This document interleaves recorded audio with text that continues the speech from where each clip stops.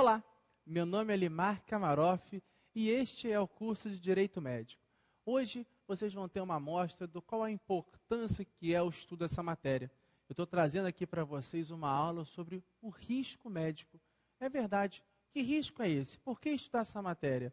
O que está acontecendo hoje para explicar esse aumento de processos contra médico? Então, o nosso objetivo de hoje é estudar esses fatores de mudança. Eu estou passando para vocês o que está acontecendo, por que estão aumentando o número de processos movidos contra médico, quais são as suas causas, quais são as suas consequências, como o advogado ou o profissional de direito poderá se situar entre uma corrente e outra, se defende ou se ataca. Então, o nosso objetivo hoje é estudar o risco médico. Esse vai ser o tema da aula de hoje. Legal? Então, vamos aqui comigo. Max, pode cortar a tela. Olha aí. Curso hoje é de Direito Médico, de Risco Médico. Está aí a minha qualificação, advogado especializado em Direito Médico, mestrado em Bioética, Direito Empresarial. O que mais importa hoje, na verdade, para vocês que estão aí me assistindo, é que eu já fiz mais de 1.600 defesas médicas. Ou seja, é um tema que é recorrente hoje no meu dia a dia, é um tema que eu trabalho, vivo isso todos os dias. Então, eu quero trazer para vocês um pouco da minha experiência prática. Não quero aqui estar trabalhando com teoria. Esse não é muito objetivo, não. O objetivo é a gente ver como funciona o tema na prática. Mas, falando nisso, vamos lá. O que hoje, Max, volta aqui para mim. O que hoje nós estamos aqui, que está acontecendo? O que hoje no mundo jurídico está acontecendo? Por que esse aumento de processo? Meus amigos, a questão é muito simples. Vou entrar num tema um pouquinho chato, mas só para vocês entenderem. A relação médico-paciente sofreu uma mudança absurda com o Código de Defesa do Consumidor. A relação médico-paciente sempre foi uma relação vertical.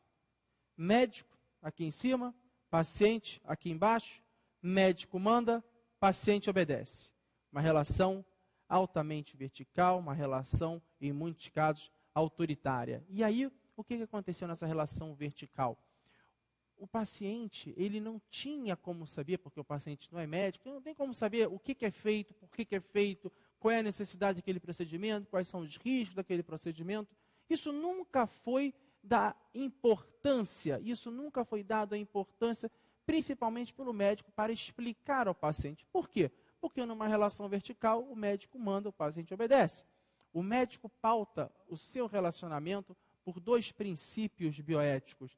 O nome dos princípios, princípio da beneficência e o princípio da não maleficência. Significa, eu tenho o direito, tenho o dever de fazer o bem para o paciente.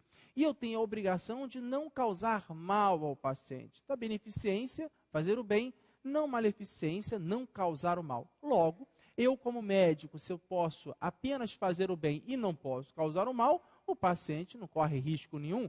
Ele não tem que ficar despreocupado com isso.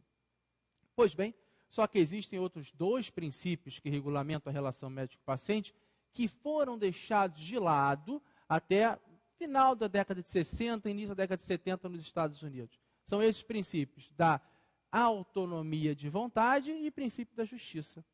Analisando essas duas causas, o que nós temos hoje? Nós temos a relação médico-paciente sendo uma relação vertical. O médico determinando o que o paciente deveria fazer. O paciente, quando ia para o hospital, não sabia se ele podia sair vivo, podia sair morto, podia sair aleijado, podia sair inválido. O que poderia acontecer com ele? Tiravam sangue dele, não sabia para quê, ninguém informava nada ao paciente. O que começou a acontecer? O paciente começou a fazer seguro. O paciente nos Estados Unidos começou a fazer seguro para fazer o procedimento médico. Caso acontecesse alguma coisa com ele e o seu familiar teriam as suas condições suportadas, esse risco suportado pela seguradora. Isso começou a acontecer nos Estados Unidos, só que erro médico ou infortuito ou fortuito externo e externo, tudo isso sempre existiu, existe e vai sempre existir dentro da profissão médica. O que acontecia? Aconteciam os problemas, o paciente acionava o seu seguro, por sua vez, ia em cima do médico e do hospital. Isso nos Estados Unidos, obviamente, seguradora não vai querer ficar no prejuízo. Então, cobrava esse prejuízo do médico e do hospital. O que isso gerou como consequência? gerou que os médicos e os hospitais americanos, todos eles trabalhassem também com seguro. E aí, para a seguradora desses médicos dos hospitais poderem assumir esse risco médico, o que eles fariam? O que eles faziam? Eles simplesmente começaram a editar normas para o médico para poder se precaver. Foi daí que começou a surgir essa burocracia médica, a judicialização da medicina. Foi nesse momento que começou a prática da medicina, está associada ao seguro, está associada à responsabilidade, e isso fez a principal modificação que só chegou no Brasil com o Código de Defesa do Consumidor. Foi a mudança da orientação da responsabilidade civil médica. Foi a mudança na relação médico-paciente. Ela deixou de ser uma relação vertical, passou a ser uma relação horizontal. Passou a ser dado mais relevância ao princípio da autonomia de vontade do paciente, onde, para que o paciente possa exercer o seu direito, a sua autonomia de vontade, pode exercer aquilo que ele deseja, ele tem que ser previamente informado. Informado de quê?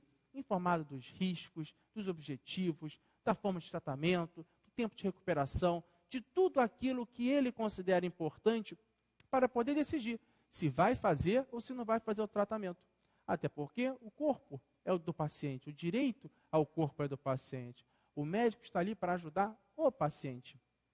Isso veio ao Brasil, chegou muito tempo depois, chegou depois que o Código de Defesa do Consumidor, após o Código de Defesa do Consumidor começar a ser interpretado, entendendo o paciente também como consumidor, que no primeiro momento assim não foi, demorou-se ainda há algum tempo, isso só começou a ser visto a partir de 2005, que começou a haver um boom dos processos, das demandas dos pacientes em face aos prestadores de serviços médicos, quer seja eles hospitais, clínicas, laboratórios e próprios médicos.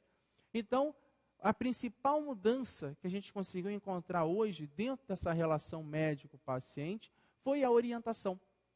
Ela passa a ser, deixa de ser vertical e passa a ser horizontal.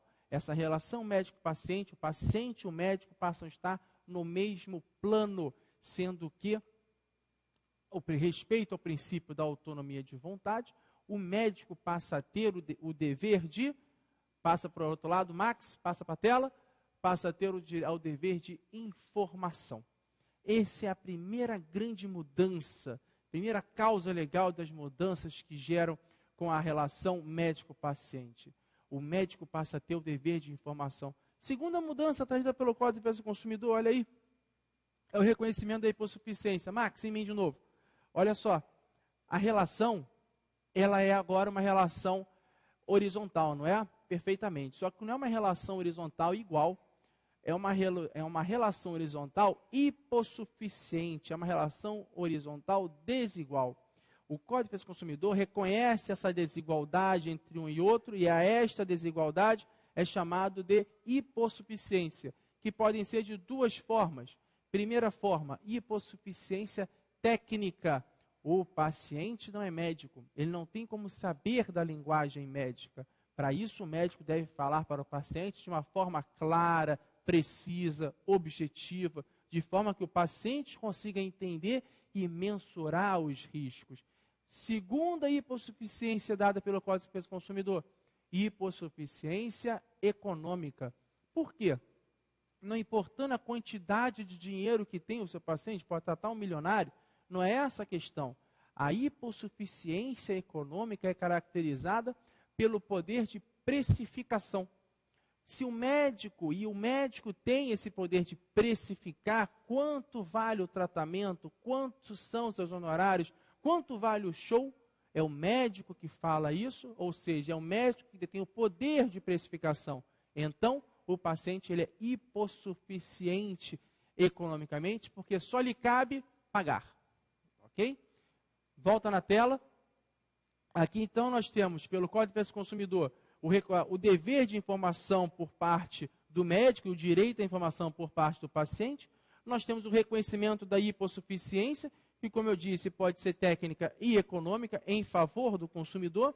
Temos ainda a responsabilidade civil objetiva, que modificou toda a forma de responsabilidade, de responsabilização do médico. E mim de novo, Max, Preste atenção, meus amigos. Olha só. Antigamente, para se processar um médico, que sempre errou, erra e continuará errando, graças a Deus em menores escala, porque daí vem a qualificação profissional. Para se processar um médico, antigamente você tinha que provar a culpa daquele médico. Você tinha que provar a sua responsabilidade. Você tinha que provar se ele agiu com imprudência, com negligência ou com imperícia. Vocês vão falar, Limarque, eu já estudei isso e vi que no artigo 14, parágrafo 4º do Código de Defesa do Consumidor, a responsabilidade dos profissionais liberais ainda permanece subjetiva, perfeitamente. Mas as clínicas, os hospitais, os laboratórios, as associações médicas, essas respondem o quê? Objetivamente. Cada vez menos profissionais médicos atuam sozinhos ou atuam sem CNPJ. E isso faz com que a responsabilidade do médico continue sendo objetiva na sua grande maioria.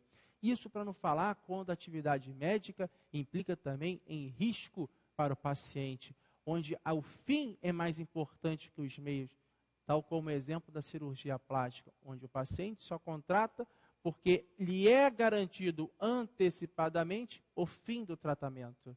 Eu quero uma prótese de silicone, eu quero meu nariz daquela forma. E isso é passado para o paciente como condição sine qua non para a contratação dos serviços médicos. Ou seja, a obrigação do médico está diretamente vinculada com a sua finalidade. Em sendo assim, a responsabilidade permanece sendo objetiva. Nestes casos, hoje, para se processar um médico, para se processar qualquer profissional da área da saúde, basta o descontentamento com o serviço prestado. Não há necessidade da prova da culpa. A prova da culpabilidade é sim uma matéria importante, vai ser arguída e vista no processo judicial, mas não mais como requisito obrigatório do autor, do paciente, para o ingresso do processo. Muitas vezes a prova da não responsabilidade passa a ser vital. É a prova desconstitutiva de direito. Essa prova, a que deve ser feita pelo réu, ganhou muito mais importância do que a prova constitutiva de direito. Porque, ainda assim, é dado ao paciente toda a presunção de hipossuficiência e, com isso, aumenta a responsabilidade do profissional da área da saúde. Ok? Corta para a tela, vamos lá? Então, temos ainda a responsabilidade civil objetiva. A gente tem como complemento disso a inversão do ônus da prova, que é hoje uma faculdade muito utilizada pelos juízes para poder facilitar a busca dos direitos pelo paciente, isso associado à responsabilidade civil objetiva. Nós temos uma grande facilidade de isenção de prova e um grande ônus probante para o profissional de saúde, para os réus. Na maioria dos casos, são concedidas ainda a gratuidade de justiça. E aí nós temos a seguinte hipótese. Em mim de novo, Max. Só para vocês saberem, o Max é o nosso cameraman aqui, ele que manda aqui, a gente só cumpre ordens. Então, quando eu falo Max, você já sabe quem é, o Max é o nosso cameraman. Nós temos a seguinte situação. Hoje é possível processar um médico, processar um profissional de saúde, sem precisar provar nada. Primeiro, porque a responsabilidade é objetiva. Segundo, porque tem inversão do ônus da prova. E sem precisar pagar nada. Porque, além do ônus, da inversão do ônus da prova, quem vai arcar com o custo da prova ser invertido, você tem a gratuidade de justiça. Corta de novo lá para a tela, Max. Qual é a consequência disso, meus amigos? Eu tenho um processo, eu tenho uma situação jurídica que me lhe é facultado a processar sem precisar provar nada e sem precisar pagar nada. Qual é a consequência lógica disso? Aumento o número de processos. Ah, Limarque. Em mim de novo, Max. Ah, Limarque, não é assim. Você está exagerando. Você está colocando um terrorismo dentro da gente. Não é essa a importância toda. Reparem o seguinte, qual foi o crescimento do número de tribunais regionais, juizados especiais cíveis, o aumento de demanda, a criação de novos cartórios. Repararam quanto tinha há 10 anos atrás e quanto existem hoje? Isso tudo é consequência dessa nova filosofia processual, esse ânimos processante que existe hoje. Então, isso hoje causa o aumento do número de processos. E isso eu estou falando no geral, porque na área médica, isso hoje é mensurado em números. Nós vamos ver aqui durante esse briefing de aula que nós estamos tendo aqui. É só para vocês terem uma ideia como o mercado mudou e como hoje a responsabilidade de qualquer fornecedor de produtos ou prestador de serviço, ela é aumentada. Porque a sua possibilidade de falha pode acontecer em qualquer momento e é muito fácil ser arguída num processo e muito mais difícil ser defendida num processo. Legal? Mais ainda, nós estamos vendo aí, pode voltar a tela, mas volta para lá. Nós estamos tendo aí somente a parte legal, ou seja, a lei impulsionando o processo. Vamos ver então se a atividade médica, isso aqui são os temas da aula hoje, causas legais, fatores internos, previsão legal e documentação médica. Vamos ver então, aqui nos fatores internos da atividade médica, o que a atividade médica pode contribuir para que ela possa sofrer ainda mais processo. Então vamos ver aqui, só para vocês terem uma ideia. Hoje, um médico tem que atender muito mais pacientes para ter a mesma remuneração que antes, IMI-MAX. Se há 20 anos atrás, o médico, para ter uma remuneração X, teria que atender 8 pacientes por dia, e ele trabalhasse, vamos supor, 8 horas por dia, ele atenderia, durante 1 hora, 1 paciente por dia, e teria uma remuneração X. Só que para hoje ele ter essa mesma remuneração X, ele não tem que atender 8 pacientes, ele tem que atender 40 pacientes. O dia continua tendo as mesmas 24 horas que tinha há 20 anos atrás, há 10 anos atrás. O que acontece então com o tempo que o médico passa com o seu paciente? Diminui. Ou seja, para eu ter a mesma remuneração, eu como médico ter a mesma remuneração que eu tinha antes, eu tenho que atender muito mais pacientes. A minha relação médico-paciente, ela vai diminuindo. Ela vai ficando cada vez mais restrita. Ela vai perdendo qualidade.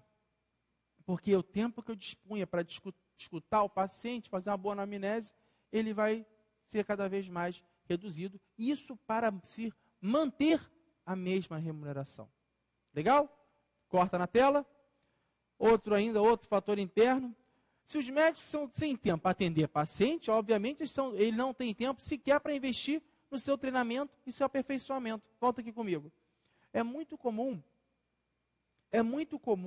o paciente chegar hoje no consultório médico, porque pesquisou um tratamento na internet, ouviu uma forma terapêutica diferenciada, perguntar para o médico: doutor, eu queria ver, andei pesquisando aquilo, queria ver o que o senhor acha. O médico não saber. Eu não vi isso, não participei. E não tem tempo de ir aos congressos, não tem tempo de se aperfeiçoar, não tem tempo de praticar aquelas técnicas como deveria. O que acontece com isso? Aumenta a chance do quê? Do erro profissional. Do erro técnico propriamente dito, do erro médico. E não do mero descontentamento, do erro mesmo. Ou seja, torna-se um terreno cada vez mais fértil para os profissionais mal trabalhados, mal preparados, que não estudaram adequadamente, que não exercitaram adequadamente, causar algum tipo de lesão ao seu paciente por um ato imperito, por um ato negligente, ou por ele foi imprudente, não ter praticado suficientemente uma técnica antes de decidir aplicá-las em terceiro. Isso hoje contribui sobremaneira para o aumento de processo. Concorda ou não? Na tela. Olha aqui, não sou eu que estou falando, aqui na Isto É. Aí nós estamos falando aí da epidemia de consultas a jato. Então vocês estão vendo aí, que olha aí, o que é uma boa consulta, como é que isso é feito. Havia essa matéria da revista Isto É, de dezembro de 2011. Desde 2011 já se discutiam isso. E hoje vem falando, perfil do médico, o que é um bom médico. Não sai do seu consultório, assim, não sai do consultório médico sem antes perguntar. Ou seja, tudo isso é focado e voltado para que o paciente consiga enxergar dentro da relação médico-paciente e conseguir tirar melhor proveito dessa relação. Muitas vezes esse proveito não é um proveito técnico, muitas vezes é um proveito temporal, um proveito que possa ser resolvido o problema dele naquele momento. E muitas vezes esse momento não é um momento grande, é um momento pequeno. Então, o que acontece? O médico, muitas vezes, para tentar suprir aquela necessidade, suprir aquela vontade do paciente, ele acaba por se expor cada vez mais. E isso, obviamente, vai gerando o aumento de processo. Legal? A gente volta aqui, para a gente poder terminar. Ainda nos fatores internos, é óbvio que hoje é muito comum o médico ser responsabilizado, não por sua atuação, mas por conta da estrutura onde ele trabalha. Então, você tem várias situações em que o médico é responsável por, muitas das vezes, por uma falha de um medicamento, uma falha de um equipamento, então, por uma queimadura provocada por um laser, por exemplo. Então, o médico é responsabilizado. A outra questão, como é que se vai se manter uma boa relação médico-paciente se ainda tem a forma de escolha? Max, em mim de novo. Preste atenção, isso é muito importante. Como era a forma de escolha? Como você escolhe o seu médico? Por indicação? Você escolhe o seu médico por referência? Alguém te indica esse médico? Ou você simplesmente pega o seu livro de convênio, olha lá, vê qual é o melhor médico que lhe atenda, talvez na segunda de manhã, segunda à tarde. Eu só quero ser atendido por mulher, eu só quero ser atendido por homem, só quero ser atendido por médico que mora perto da minha casa, ou que tem consultório perto da minha casa. Qual é o seu critério de escolha do seu médico? Em muitos casos, as pessoas que têm plano de saúde escolhem por dedo. Bota o dedo lá no plano, esse aqui, e escolhe. Não tem referência técnica nenhuma. Se não tem referência técnica nenhuma, não tem nada que prenda esse paciente ao médico, não tem nada que grude ele nessa relação médico-paciente. Isso acaba não existindo. Aí os médicos mais antigos falam, mas eu cativo o meu paciente quando ele chega ao meu consultório. Eu vou cativar ele de uma tal forma que ele vai me achar o melhor do mundo. Como? Se ele tem que atender mais 39 pacientes na fila, e se o tempo dele de atendimento cada vez está mais reduzido, ele não tem mais uma hora para passar com aquele paciente. Então, como ele vai fazer isso? Então, isso cada vez mais faz com que essa relação médico-paciente, que sempre foi o grande bote de salva-vidas dos médicos para tentar minimizar a questão processual, acaba fazendo água, e hoje afunda. Acaba não existindo. Legal? Volta na tela de novo. Para vocês terem uma ideia de números, olha aí, só no CREMERG, isso desde 2010, que a gente começou a fazer esse levantamento, o número de processos tem aumentado 250% ao ano. No Tribunal de Justiça, 200% ao ano é o crescimento de processos. Só para vocês terem uma ideia de como cresce o número de processos. Aumentou o número de documentos que o médico hoje tem que ter e saber ter para exercer a sua profissão. Isso nós chamamos de judicialização da medicina. Aumentou o número de matérias jornalísticas que envolvem a tua médica. Vamos ver aqui. Médico, hoje a notícia, vem de jornal. Melhor ainda, vem de tempos de televisão. O cara não tem nada para colocar no Fantástico, coloca a matéria de erro médico, óbvio. E prende as pessoas lá dentro. Atualmente, a média de valores pedidos de pedido de condenação é acima de R$50 mil. Porque abaixo é quase o juizado especial civil. Então, é acima disso. E a média de número de médicos condenados aumentou. E isso é o dado que mais me assusta, de 15% para 30%, que aumentou a possibilidade ainda de condenação desses médicos. Bom, só para vocês terem uma ideia, o número de documentos que o médico tem que ter hoje em sua clínica para poder trabalhar com uma certa segurança. E falta aqui em mim, a gente poder finalizar sem essa imagem na tela. Esse, meus amigos, é o risco médico hoje. Eu estou passando rápido, passando para vocês um risco na água, um briefing bem pequeno daquilo hoje que nós vamos ver detalhadamente, item por item, ao longo do curso de Direito Médico. Na visão do médico, na visão do advogado que quer defender os interesses do médico, na visão do advogado que quer defender os interesses do paciente. O nosso objetivo é prover para vocês, advogados, uma nova ramificação de direito, que é a ramificação que mais cresce hoje dentro de responsabilidade civil. Para vocês, médicos, que queiram assistir o curso, é para passar para vocês o que está acontecendo, por que desses processos, por que desse mundo, por que do número de processos, porque simplesmente descobriram que podem processar médico? Não, não descobriram que pode processar médico, descobriram que o médico não é Deus. Tiveram esse insight, perceberam que médico não é Deus. Médico é um ser humano como eu, como você, e como ser humano ele é passível de erro. E esse erro, antigamente tolerado, aceito e às vezes compreendido, ele passa a ser intolerável. esse erro passa a ser contestável. E vai se contestar onde? Obviamente, enchendo nossos tribunais com processos e com pedidos de indenizações cada vez mais altos. Ok? Vamos desmiuçar isso tudo durante o nosso curso. Espero que vocês tenham gostado dessa nosso briefing, dessa nossa aula aqui. Fico eu aqui na minha bancada, você aí em casa. Qualquer dúvida é só escrever para a gente, manda um e-mail, acessa o site. A gente vai estar respondendo. Bem-vindo aqui ao curso de Direito Médico. Obrigado. Até logo. Tchau, tchau.